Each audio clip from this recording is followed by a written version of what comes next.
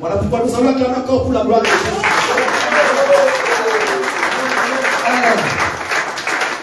Notre grand thème que nous sommes en train de parler, comme vous le savez très bien, dans la nuit où Jésus fut livré. Écoutez, nous allons parler de la nuit où Jésus fut livré, mais nous allons comprendre quelque chose. Je vais parler de la nuit où Jésus fut livré. C'était la nuit de sa naissance. Le Seigneur est né la nuit où il fut livré. Voilà. Donc c'est ça que je vais parler. Donc comprenez déjà que la nuit où Jésus fut livré, c'était la nuit de sa naissance. Amen. Alors maintenant, je ne peux pas aller en courant. Pourquoi? Parce que nous avons invité déjà. Sinon, en sortant d'ici, ils vont dire je n'ai rien compris. Mais or que la journée d'aujourd'hui, nous voulons que tout le monde puisse comprendre. Amen. Comme ça, quand tu vas rentrer chez toi à la maison, tu vas dire que je suis allé écouter la parole et j'ai été éclairé. Le Seigneur m'a annoncé les grandes choses que je ne savais pas. Il ne nous a pas annoncé les ténèbres, mais il nous a annoncé la lumière. Écoutez, nous allons lire le livre de 1 Corinthiens, le papier.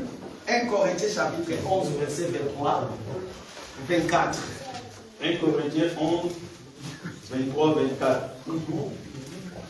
Car j'ai reçu du Seigneur ce que je vous ai enseigné. Voilà.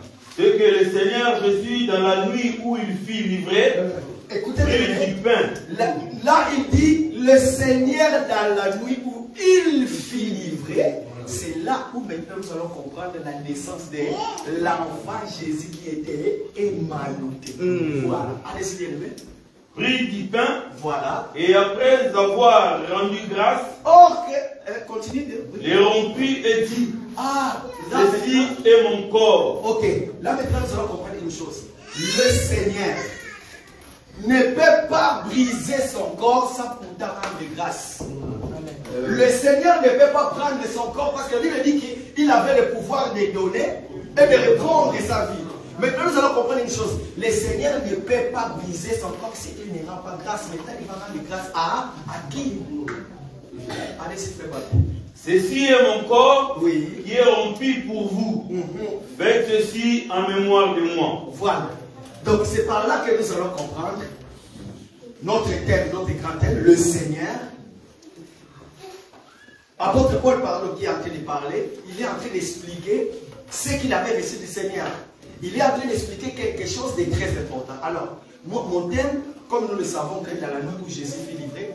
Mais dans cet verset, je vais faire comme on dit, le parallélisme.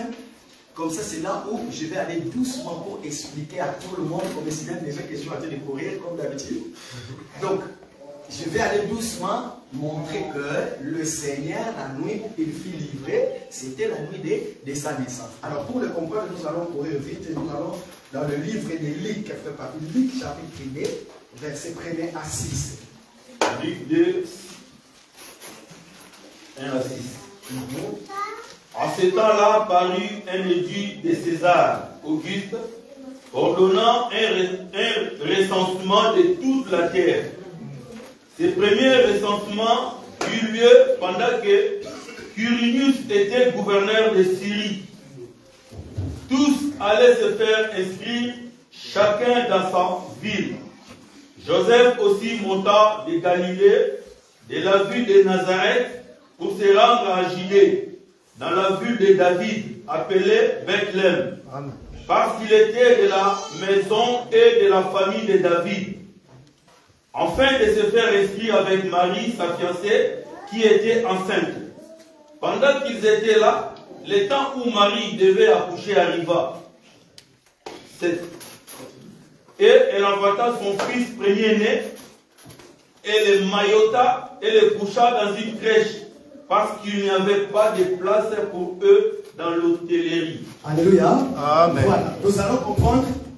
Marie et Joseph vont monter à Jérusalem pour aller faire le recensement. Mais hélas, il n'y avait plus de place dans les hôtels, dans l'hôtellerie. Qu'est-ce qu'ils vont se faire? Ils vont se diriger dans la bergerie, n'est-ce pas? Lorsqu'ils vont arriver, c'est là, regardez qu'est-ce qui va arriver.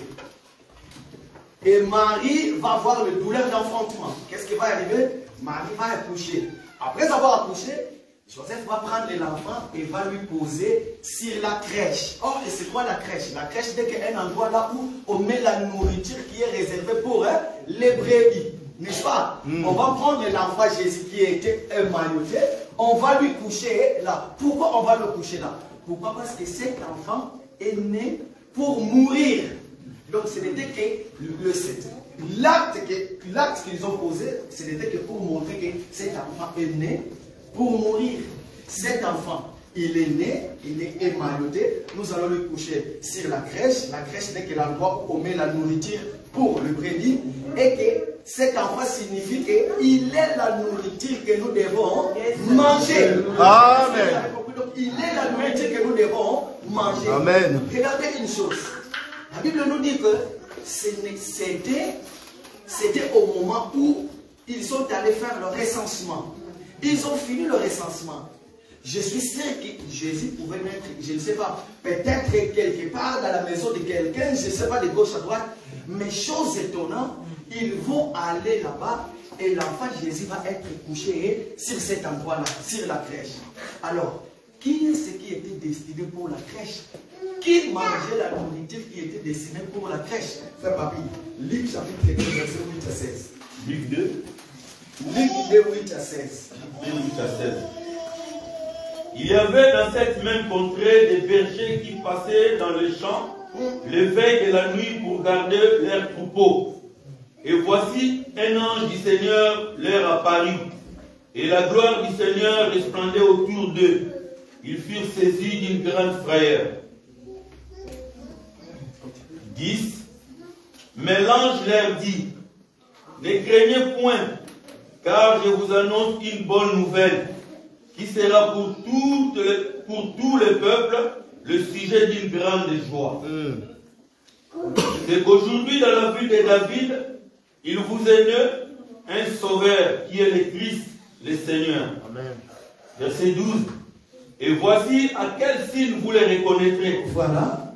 Vous trouverez un enfant émailloté et couché dans une crèche. 13. Et soudain, il s'est joigni. C'est bon, merci.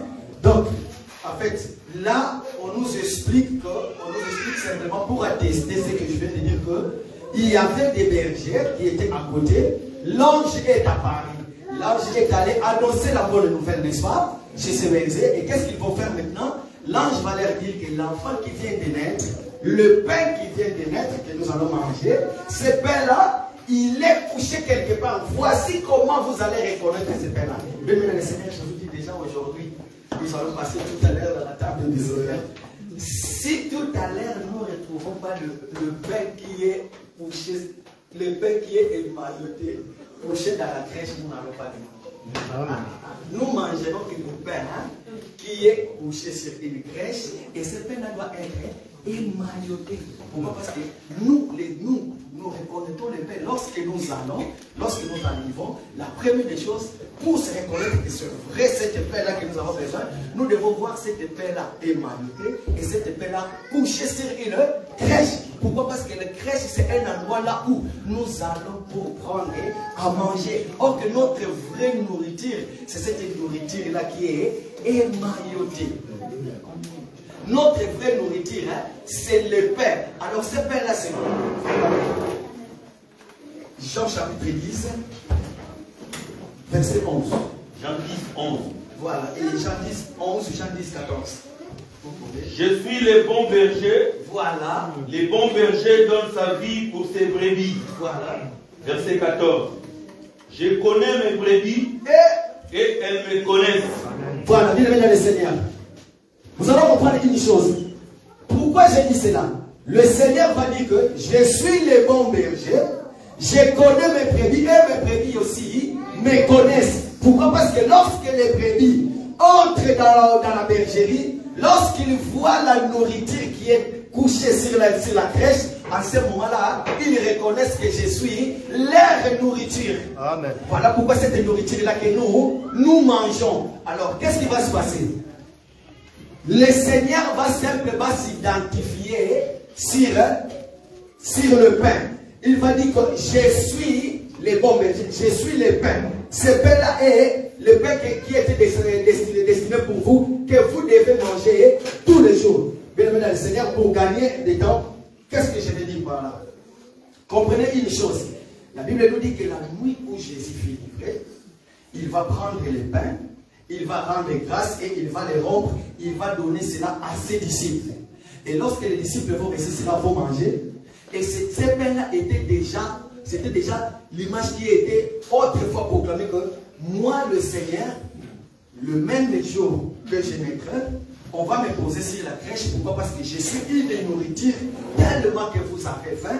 Et cette nourriture est destinée pour vous. Amen. Il faut que vous preniez cette nourriture-là, vous mangez afin que vous soyez rassasiés. Voilà pourquoi aujourd'hui, bien aimé dans le Seigneur, partout où nous allons, lorsqu'on nous donne la nourriture, comme je viens de le dire, lorsque nous voyons cette nourriture-là, si cette nourriture-là, pour les reconnaître, et que c'est une nourriture qui a été bien préparée, et que nous ne mangeons plus. Pourquoi? Parce qu'autrefois, nous avons eu faim, et que nous sommes venus que pour ça, mais cette nourriture-là, tellement le Seigneur lui-même, il a préparé cela, il fallait que ça soit émailloté, afin que d'autres nourritures ne puissent plus s'associer à lui. Voilà pourquoi c'est Amen. pour que les nourritures étrangères ne puissent pas s'approcher de lui et que nous soyons maintenant la vie éternelle. Amen. Que le Seigneur bénisse. Amen.